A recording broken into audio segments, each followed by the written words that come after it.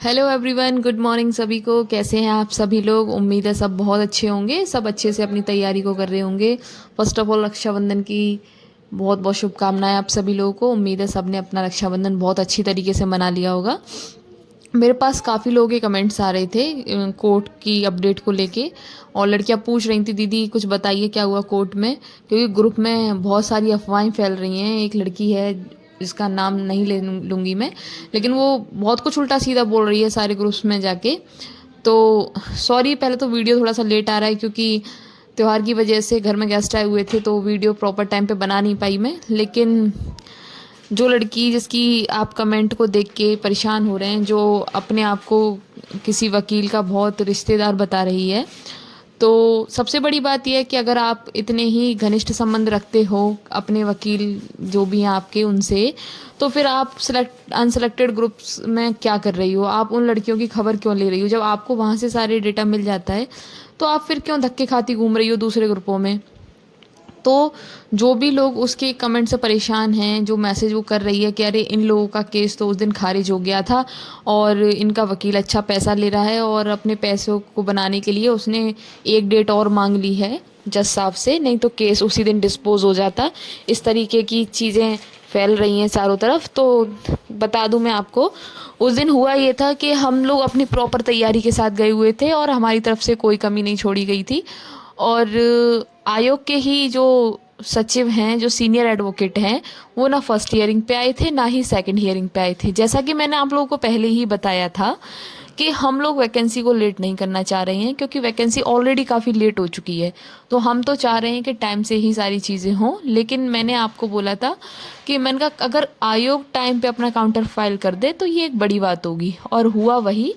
आयोग की तरफ से अभी तक कोई काउंटर फाइल नहीं किया गया है। उनकी जो जूनियर एडवोकेट हैं फातिमा जी, वो कोर्ट में आई थी और सबको लगा था कि हमारी कोर्ट की हेयरिंग हो रही है। उस दिन हमारा केस था वो बाई मिस्टेक लग चुका था, लेकिन उस टाइम पे किसी और केस की हियरिंग होनी थी। और जब हमारे केस का टाइम आया, हमारी रिट का टाइम आया हियरिंग का, तो उस टाइम पे फिर पता चला कि उन्होंने इलनेस की एप्लीकेशन दे दी है। सिक अपने आप को बीमार बताया उन्होंने, जिसकी वजह से वो कोर्ट में नहीं आ पाए। और कोर्ट ने अभी 13 को डेट फिक्स करके लगाई है और आपका जो केस है वो फ्रेश में ही लिस्टेड है।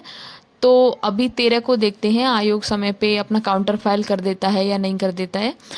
तो ये था ना, हमारे को हम सब प्रेजेंट थे और हम अपनी पूरी तैयारी के साथ थे। लेकिन उनके ही सीनियर एडवोकेट नहीं आए थे, पिछली 2 तारीख से वो नहीं आ रहे हैं, जिस पे जज साहब भी काफ़ी नाराज़ हो रहे थे कि मतलब कोर्ट का भी समय कीमती होता है और इस तरीके से चीज़ें हों, और जब जिसमें इतनी सारी लड़कियों का भविष्य दांव पे लगा हो, तो चीज़ें डिले होना सही नहीं है। बाकी 13 को डेट लगी हुई है, देखते हैं अब 13 को आयोग क्या करता है। और आरटीआई को लेके थोड़ा विवाद बना हुआ है, क्योंकि आरटीआई जो लड़कियां लगा रही हैं, आप लोगों ने खुद भी नोटिस किया होगा, आरटीआईज में अलग अलग जवाब आ रहे हैं क्वालिफिकेशंस को लेके। मतलब किसी आरटीआई में आपने 4 सेमेस्टर बीटीसी एमए सबको वैलिड बता दिया, और किसी में 4 सेमेस्टर वाला जो जो था आपका वो आपने स्किप कर दिया। मतलब हर आरटीआई में अलग अलग जवाब आ रहे हैं। तो ये थोड़ा सोचने वाली बात है। जब आपने एक योग्यता निर्धारित की है, आपने एक मीटिंग बिठाई है, तो फिर आप आरटीआई में अलग अलग जवाब क्यों देना? फिर तो हर आरटीआई में सेम जवाब होना चाहिए। और अगर आपने कोई मीटिंग बिठाई है, मीटिंग के आधार पे आपने योग्यता निर्धारित की है, तो उस मीटिंग में आपने ऐसे कौन से वरिष्ठ लोग शामिल किए जिन्होंने किस आधार पे सबको मान्य कर दिया, जिन्होंने नोटिफिकेशन के कोई मायने ही नहीं समझे? तो इस चीज़ का जवाब आयोग को देना पड़ेगा, क्योंकि अपनी मन मर्जी से इस तरीके से अगर वैकेंसियाँ पूरी होने लगी तो नोटिफिकेशन के कोई मायने नहीं रहेंगे। फिर तो हर वैकेंसी में यही होगा, और फिर तो सब यही करेंगे कि यूपी ट्रिपल एस सी आयोग के थ्रू जितनी भी वैकेंसियाँ निकलती हैं उसमें सब लोग फॉर्म फिल कर दें, और बाद में एक मीटिंग हो जाएगी और मीटिंग के आधार पे सबको ले लिया जाएगा, क्योंकि नोटिफिकेशन का तो कोई मायना है ही नहीं है इस आयोग की नज़र में। तो ये सारे जवाब आयोग को देने पड़ेंगे। बाकी हम लोग अपनी पूरी तैयारी के साथ हैं और हमें पूरा विश्वास है कि चीज़ें हमारे पक्ष में आएंगी। और जो भी बहनें डरी हुई हैं या परेशान हैं, तो वो बिल्कुल टेंशन फ्री रहिए, चीज़ें सब आपके पक्ष में है। अभी तक कोई भी चीज़ नेगेटिव नहीं है, सब चीज़ पॉजिटिव ही है। और जो इस तरीके की खबरें फैला रहे हैं, जो ग्रुप में बोल रहे हैं कि आपका केस खारिज होने वाला था उस दिन, और ये होने वाला था, वो होने वाला था। उन लोगों की एक कान से सुन के दूसरे कान से निकालिए, क्योंकि वो लोग तो खुद डरे हुए हैं तो आपको डरा रहे हैं। और वो इतने ही सही होते तो 100-100, 200-200, 500-500 रुपये दे के सिलेक्टेड ग्रुप में घुसने की कोशिश नहीं करते। तो इस चीज़ से ही आप अंदाजा लगा लीजिए, वो अब फर्जी डॉक्यूमेंट बनवा के पैसे दे के सिलेक्टेड ग्रुप अनसिलेक्टेड ग्रुप में घुसने की कोशिश कर रहे हैं। तो वो किस लेवल के होंगे, और जब उनको इतना डर है कि वो पैसे तक देने को तैयार हैं खबर लेने के लिए, तो आप इसी से अंदाजा लगा सकते हैं कि कौन डरा हुआ है या कौन सही चल रहा है या किसके हक में चीज़ें हैं। और दूसरी चीज़, जितनी भी बहनें आरटीआई जिन्होंने अभी तक नहीं फ़ाइल किया, वो सारी बहनें आरटीआई फ़ाइल करिए। आरटीआई फ़ाइल करना बहुत ज़रूरी है। आपको पता होना चाहिए आपका रॉ मार्क्स कितना है और इस नॉर्मलाइजेशन के बाद आपका मार्क्स कितना हुआ है। तो ये चीज़ जानना बहुत ज़रूरी है, और सारी बहनें आरटीआई लगाइए। मैं आपको आरटीआई की वीडियो का लिंक प्रोवाइड करवा दूंगी डिस्क्रिप्शन में, आप वहाँ से जाके अपनी आरटीआई अप्लाई कर सकते हैं। मैंने वीडियो बनाया हुआ है आरटीआई के ऊपर, क्योंकि बहुत सारी लड़कियों को आयोग के लिए आरटीआई लगाने में परेशानी हो रही थी। समझ में नहीं आ रहा था कि उनको अथॉरिटी वाले ऑप्शन में क्या भरना है या और भी ऑप्शन है, उनको समझ में नहीं आ रहा था। तो मैंने स्टेप बाय स्टेप पूरे आरटीआई का प्रोसेस बताया हुआ है।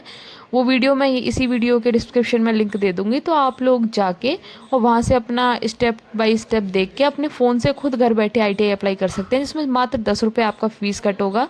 और अगर फिर भी किसी बहन को आरटीआई डालने में समस्या आती है, तो वो मुझे पर्सनली टेलीग्राम चैनल पे जाके मैसेज कर सकते हैं। मैं आपकी आरटीआई खुद अप्लाई करवा दूंगी, अगर इतने पर भी किसी बहन को प्रॉब्लम आती है तो।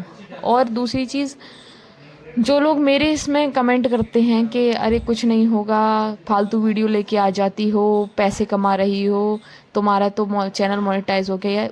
अगर मेरा चैनल मोनेटाइज हुआ है, हालांकि मैंने अभी तक कुछ नहीं कमाया, अगर मेरा चैनल मोनेटाइज हुआ है या मैं कुछ कर रही हूँ तो मैंने मेहनत की है उसके लिए। मैं लड़कियों के लिए मेहनत कर रही हूँ, मैं उनको अपडेट देती हूँ, मैं उनका सपोर्ट कर रही हूँ। मैं हमारे साथ जो गलत हुआ है मैं चाहती हूँ वो सही हो जाए। और अगर इस YouTube के माध्यम से अगर मैं अपनी बातें लड़कियों तक पहुंचा सकती हूँ और उनकी बातें जान सकती हूँ, तो मुझे नहीं लगता कि इसमें कुछ गलत है, क्योंकि मुझे तो जुड़ना है अपनी बहनों से। उसका चाहे तरीका कोई भी हो तो मैं जुड़ूंगी। और अगर मैं मेहनत कर रही हूँ तो आप भी कर लीजिए, आपको किसी ने रोका तो नहीं है मेहनत करने के लिए, आप भी कर लीजिए। तो दूसरों पे कटाक्ष करना, उल्टी सीधी कमेंट करना बंद करिए। ये सिर्फ आपकी तरबियत को दिखाता है कि आपकी तरबियत किस तरीके से हुई है। तो इस तरीके के शब्द मुझे भी ना यूज़ करने पड़े जैसे आप कमेंट बॉक्स में जवाब देते हैं। तो जो इंसान जैसा करता है उसको वैसा फल मिलता है। और आगे देखते रहिए, अभी इतना नहीं उछलिए कि पता नहीं, अभी भविष्य किसी ने नहीं देखा, अभी आगे क्या हो जाए आपको भी नहीं पता। अभी तो आपको ज्वाइनिंग मिली भी नहीं है, तो इतना भी मत उछलिए। अभी समय आने दीजिए, वक्त का कुछ पता नहीं है कब क्या हो जाए। बाकी का हमें इतना विश्वास है कि जब चीज़ें गलत होती है तो वो सही भी होती है, सांच को आँच नहीं। अगर गलत हुआ है तो इतना विश्वास हम रखते हैं कि हमारे साथ इंसाफ होगा, सही होगा। यहाँ से नहीं होगा, हम डबल बेंच जाएंगे, सुप्रीम कोर्ट जाएंगे, जहाँ तक जाना होगा वहाँ तक जाएंगे। लेकिन हमें हमारे जवाब ज़रूर चाहिए। हमें जानना है कि हमारी भर्ती को किस आधार पे पूरा किया गया है, किस आधार पे आपने सबको समकक्ष में शामिल कर लिया। जब सारी यूनिवर्सिटीज़ बीएससी को कला वर्ग के समकक्ष नहीं मानती हैं, जब सारी यूनिवर्सिटीज़ 3 साल सब्जेक्ट पढ़ने को ही उपाधि मानती हैं, तो आपने किस आधार पे ये सारी चीज़ें एक्सेप्ट कर ली और सबको भर्ती में शामिल कर लिया। और जो लोग ये बोलते हैं कि अरे पढ़ लेते तो आज ये नहीं कर रहे होते, वो नहीं कर रहे होते, तो पढ़ के ही वो लड़कियां 70-70 नंबर लेके आई हैं। बिना पढ़े कोई लड़की 70 नंबर नहीं ले आती है, इतने समझदार आप खुद भी हैं। और बाकी जवाब अब हम आपको क्या ही दें, वक्त आने पे आपको खुद जवाब मिल जाएगा। हमारा उद्देश्य किसी के साथ अहित करने का नहीं है, लेकिन जिस तरीके से गलत तरीके से भर्ती पूरी की गई है और जिन बहनों का हक छीन लिया गया है, हम चाहते हैं कि उनको उनका अधिकार मिले, उनको उनका हक मिले और भर्ती नोटिफिकेशन के आधार पर पूरी हो।